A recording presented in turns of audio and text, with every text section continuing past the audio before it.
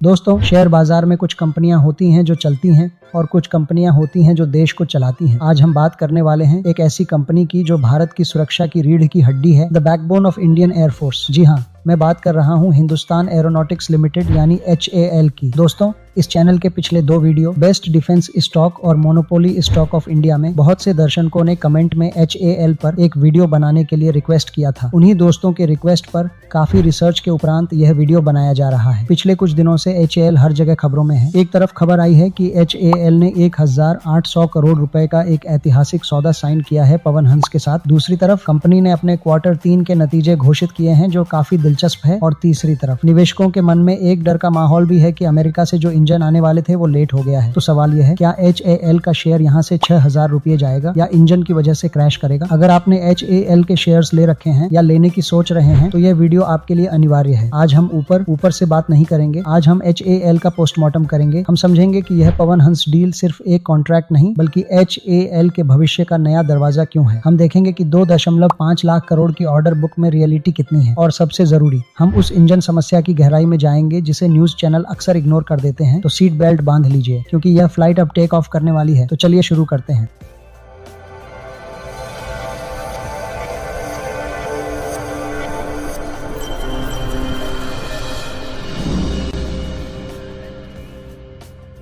नमस्कार दोस्तों, मैं हूं कृष्णा और स्वागत है आपके अपने चैनल निवेश इन हिंदी पर, जहां हम बनाते हैं सही सोच, सही निवेश, मजबूत भविष्य।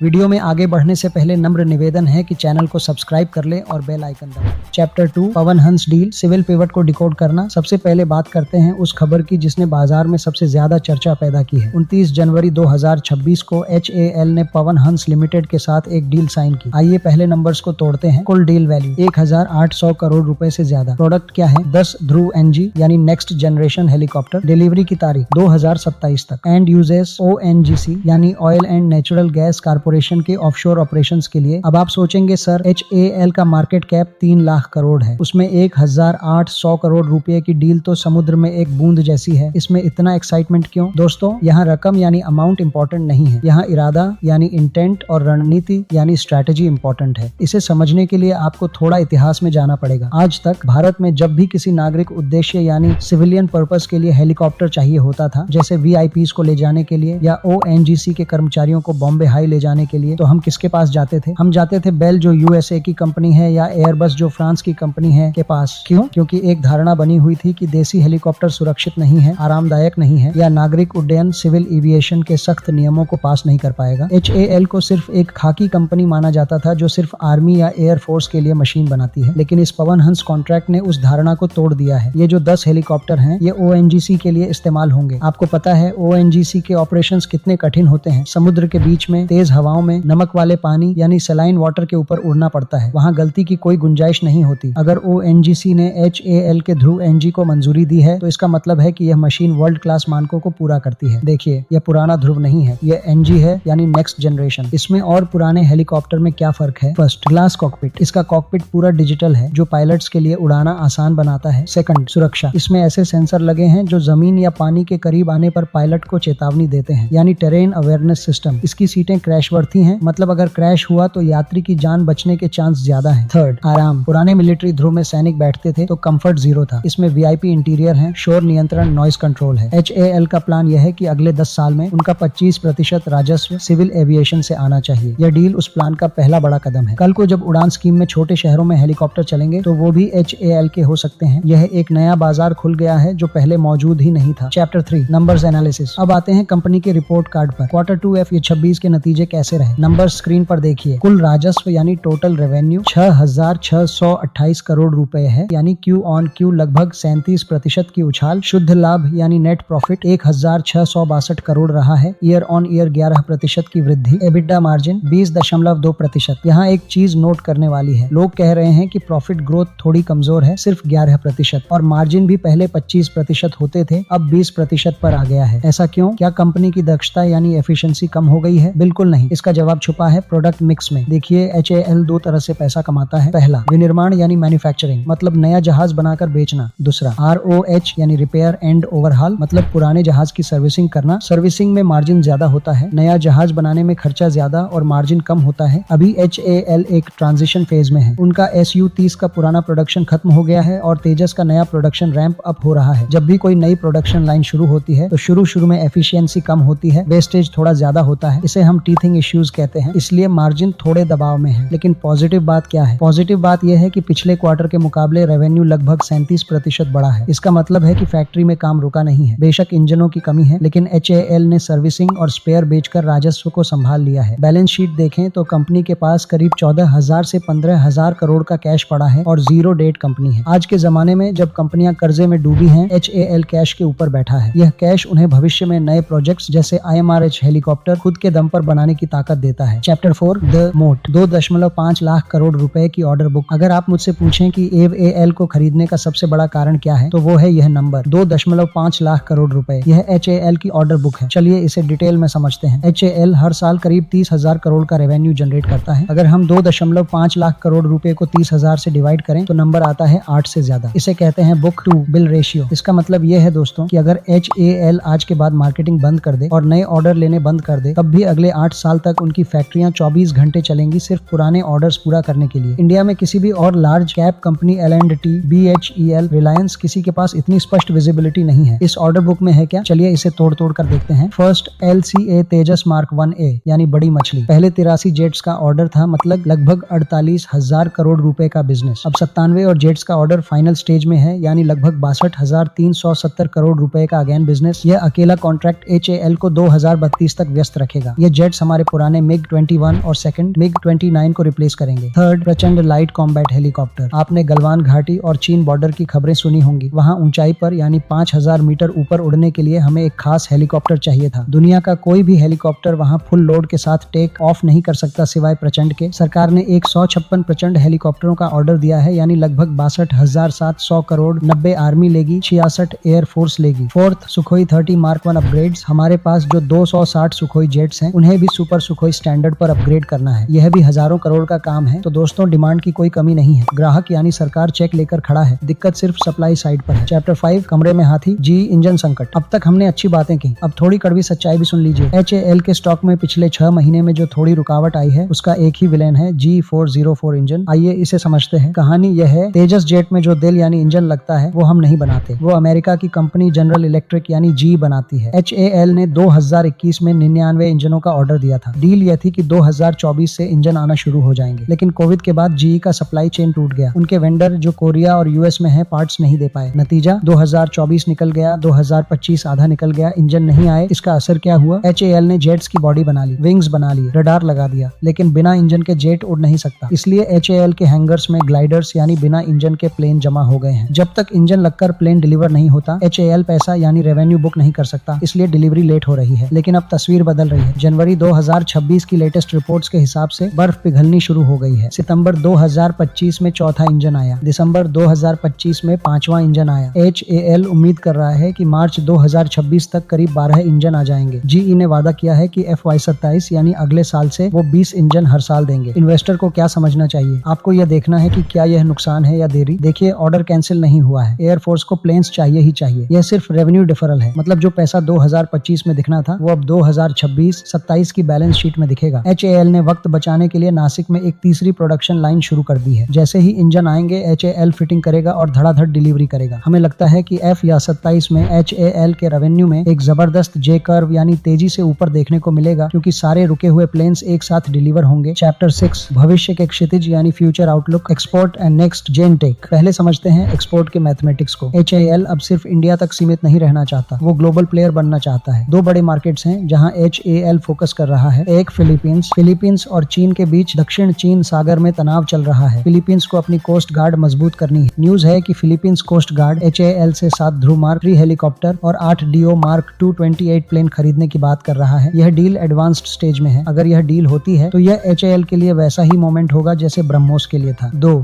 अर्जेंटीना। दक्षिण अमेरिका में अर्जेंटीना भी हेलीकॉप्टरों के लिए HAL के साथ टच में है। वहां भी पुराने बेड़े को रिप्लेस करना है। Next generation tech. इसके अलावा HAL भविष्य भविष्य की तैयारी कर रहा है। मतलब यह कि हैल सिर्फ आज के जहाज जैसे तेजस पर नहीं बल्कि अगली पीढ़ी के लड़ाकू विमानों पर अभी से काम कर रहा है, ताकि आने वाले 10-20 सालों में भी वह भारत की रक्षा जरूरतें पूरी कर सके। HAL के मेन 2 फ्यूचर प्रोजेक्ट है। पहला AMCA यानी एडवांस्ड मीडियम कॉम्बैट एयरक्राफ्ट। यह भारत का अपना 5वीं पीढ़ी का स्टील्थ फाइटर जेट होगा। स्टील्थ का मतलब रडार पर बहुत कम दिखेगा या लगभग नहीं दिखेगा। ये अमेरिका के F-35 या चीन के J-20 जैसे एडवांस फाइटर्स की कैटेगरी में आएगा। अभी सरकार से प्रोटोटाइप यानी नमूना विमान बनाने की मंजूरी मिलने वाली है। मंजूरी मिलते ही HAL इसका असली मॉडल बनाना शुरू करेगा। यह भारत के लिए बहुत बड़ी तकनीकी छलांग होगी। दूसरा TEDBF यानी twin engine deck based fighter. यह भारतीय नौसेना के लिए बनाया जा रहा फाइटर जेट है। इसे एयरक्राफ्ट कैरियर जैसे INS विक्रंट से उड़ान भरने और लैंड करने के लिए डिजाइन किया जाएगा। इसमें 2 इंजन होंगे जिससे 3 बड़े फायदे होंगे। 1 ज्यादा ताकत, 2 समुद्र के ऊपर ज्यादा सुरक्षित ऑपरेशन, 3 यह विदेशी विमानों जैसे MiG-29K पर निर्भरता कम करेगा। ये प्रोजेक्ट्स 2030 के बाद HAL को ड्राइव करेंगे। चैप्टर 7 मूल्यांकन यानी कंक्लूजन। तो दोस्तों सारी एनालिसिस का निचोड़ क्या है? क्या शेयर खरीदें? चलिए वैल्यूएशन देखते हैं। डेटा जनवरी 2026 तक का है। HAL का PE रेशियो लगभग 36 गुना, भारत इलेक्ट्रॉनिक्स यानी BEL का 55 गुना और भारत डायनेमिक्स यानी BDL का 86 गुना है। अगर आप तुलना करें तो HAL अपने साथियों यानी पेयर कंपनी से काफी सस्ता मिल रहा है। मार्केट ने इंजन देरी की वजह से HAL को सजा दी है और उसका रेट गिरा दिया है। लेकिन सोचिए BEL या BDL के पास HAL जितनी बड़ी मोनोपोली नहीं है। एयरक्राफ्ट मैन्युफैक्चरिंग में एंट्री बैरियर बहुत हाई है। कोई नई कंपनी कल उठकर फाइटर जेट नहीं बना सकती। तो मेरा फैसला क्या होना चाहिए? मुझे लगता है कि ये जो इंजन देरी का फेज है ये एक्यूमुलेशन फेज है। जैसे ही इंजन सप्लाई रेगुलर होगी,